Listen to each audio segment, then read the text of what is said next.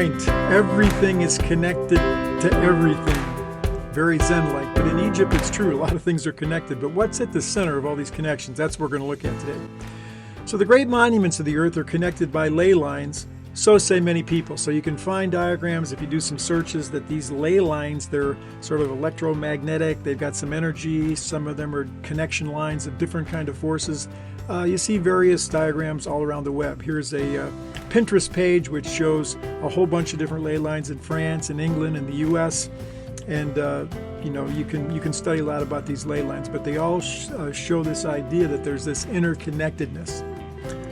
Then there's the Orion correlation theory. This is a pretty well-known theory that if you look at the three major pyramids on the Giza plateau there, and then the three stars in Orion's belt, they share a similar orientation. It's interesting that the belt of Orion consists of two almost identical stars, with one 50% the brightness of the other two, and Giza consists of almost two equally tall pyramids and a smaller one, which is 53% of the height of the other two. Interesting. Of course, here's the Google Earth image of the three pyramids, and then here's looking into the heavens. Now, let's combine those two. Let's superimpose the two pictures. And when you do that, you can see Khufu, Khafre, and Menkaure in exact alignment with the three stars in Orion's belt. But it's not just those three stars that are in alignment. There's a connection in many ways between all the pyramids in Egypt.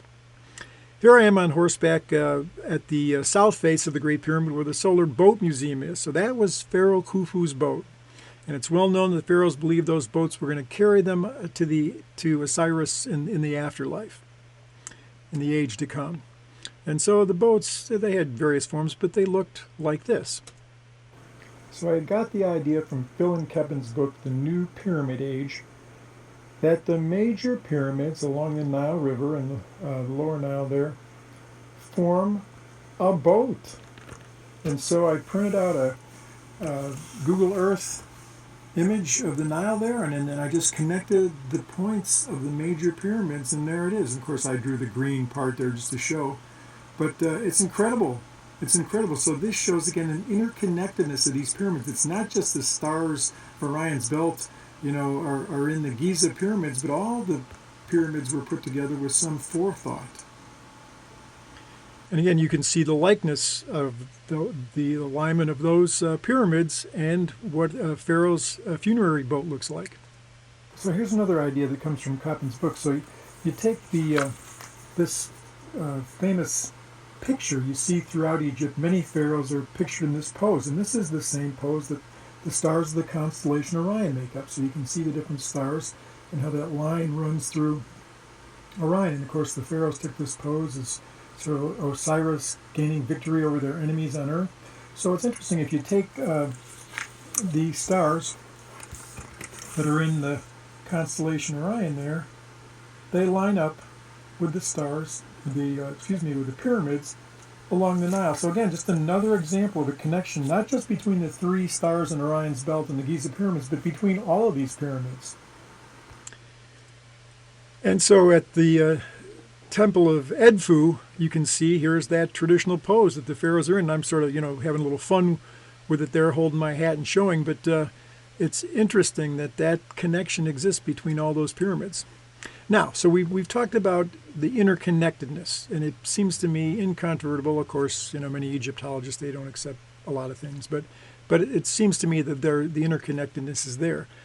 So if there's an interconnectedness, where's the center? And I'm going to say it's the Great Pyramid because of the uniqueness of the Great Pyramid. There's an interconnectedness, and here's the most important part.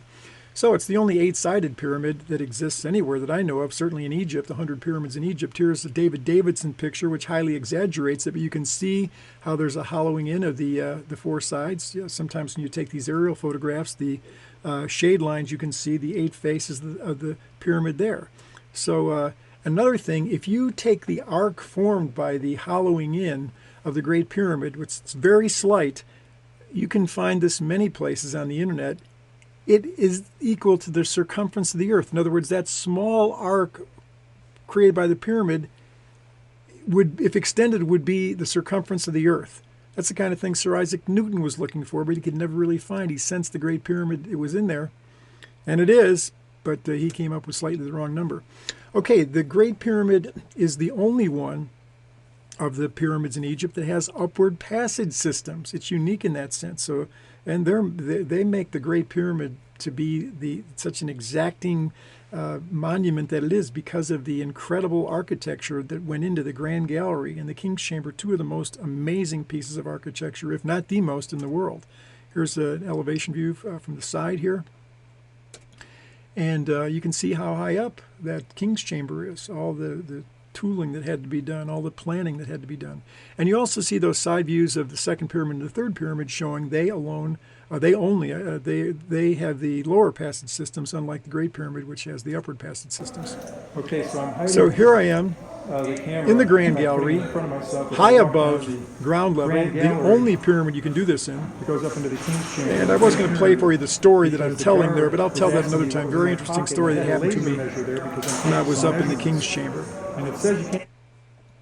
Okay, third unique feature of the Great Pyramid, the air shafts. Other pyramids in Egypt do not have these air shafts, so they're unique. There's the 8 by 8 inch holes that go through the entire pyramid, so well planned, laid out in limestone block, and they point to stars. There's a meaning in all of that. Here I am searching to study the model of the Queen's Chamber air shaft that was built by the Supreme Council of Antiquities of the government of Egypt in 2007. This is a little known thing I show you. For those of you that go to the Giza complex, I kind of give you the treasure map here on where you can find those. But I took a camera ride out there. I took my measuring instruments because I wanted to measure the Queen's Chamber air shaft there because of how interesting it is. And I don't have $1 million robot to go in there, but I could pay for a camel, get a simple measuring tool, and go out to this life-size model of the Queen's Chamber air shaft. So there it is. Again, only the Great Pyramid has these upward air shafts. Okay, now this is not completely unique to the Great Pyramid. There are several pyramids that have little bling, but the Great Pyramid has the least. There's nothing, no gold, no silver, no jewels, nothing except for this, if you want to call this empty coffin an accessory. And that's why I'm sort of taking this holy pose there, because the ancient Egyptians were so into eternal life. And here is the one major element in the King's Chamber: no gold, no silver, no hieroglyphics, no paintings, but it's an empty tomb, sort of a symbol of eternal life. No bling in the Great Pyramid. All right, here is a picture I took from one of Dr. Mark Lehner's papers, which diagrams many of the pyramids that are along the Nile there. Giza would be just a little bit to the north there. And so the Great Pyramid is the largest of all the pyramids, really, in the world. The other ones that people try and say are bigger than the pyramid are not true pyramids. They're solid masonry the way the Great Pyramid is. So I made a quick little model here of those. And you can see, what you already knew, that Pharaoh Khufu's 4th dynasty pyramid in Giza is the largest. So another unique thing about the Great Pyramid. It's the largest pyramid in the world. It's massive. 6, and I think this is one that's really an important one. The Great Pyramid is the pinnacle of an evolutionary development. It stands alone among all the pyramids as the one to which all pyramid building pointed. So there's the Nile on the left, and I made a quick whiteboard drawing of these major pyramids. So we start out with the step pyramid in Saqqara, built by Pharaoh Zoser with his fabulous architect Imhotep, the biblical Joseph. And so that was the first stone building on the earth. It was the largest building on the face of the earth when it was built. And so that was in the 3rd dynasty. Then the last king of the 3rd dynasty and the first of the 4, Sneferu, built the pyramid at Meidum. And I'm showing you where these pyramids were built, and then a picture, a link to a picture. So there's in Dashur, the bent pyramid. That was the largest building on the face of the earth when it was built. And it incorporated building more or less like a true pyramid, except they had to change the slope of the sides when it began to cave in a little bit on one side. But again, the biggest building on the earth when it was built. It's more advanced than the Saqqara or the Meidum pyramid. And then finally, Sneferu, the 3rd pyramid he built, in the 4th dynasty, was the Red Pyramid, a perfect pyramid, but built at a shallower angle because of what they had learned at the also at Dashur at the bent pyramid. And so that was really the first perfect quote-unquote pyramid, the Red Pyramid, and it was the largest building on the face of the earth when it was built. So each one of these buildings I've shown you, these pyramids, was the largest building on the face of the earth when it was built. So then Sneferu's son, Khufu, builds the Great Pyramid. It's the result of learning about how to build with stone. If this came from aliens, they wouldn't have had to have this sort of aboriginal evolutionary development. They would have zapped us a crystal pyramid built with gold or whatever. I mean, ancient aliens, if they had all that power, they would have done that. This is the result of human beings. Again, there were no schools of engineering back then. Father taught son, so you got Sneferu teaching Khufu. They learned what they could, tried to avoid the previous mistakes, and you get, finally, the Great Pyramid. Here's a picture of me. Let me go back to that now. Here's a picture of me at the 5th dynasty pyramids at Abu Sir. Those are closed. I had to get a special permission to get in there. But there I am pictured with my hands on my hips there with the dilapidated pyramids of the 5th dynasty behind me. Now, those were fairly elaborate on the inside. I asked Dr. Hawass about this one time. I said, what about the great falling off in pyramid building in the 5th dynasty from the 4th? And he said, well, they spent more time. And he actually said to me, they spent more money, but I knew he was exaggerating. That's no way they spent as much money as Khufu did to build the Great Pyramid on the fancy designs they put inside their pyramids in the 5th dynasty. So basically, pyramid building falls off the table. So there's only one pyramid that's the pinnacle and result of all this pyramid building, and it's the Great Pyramid.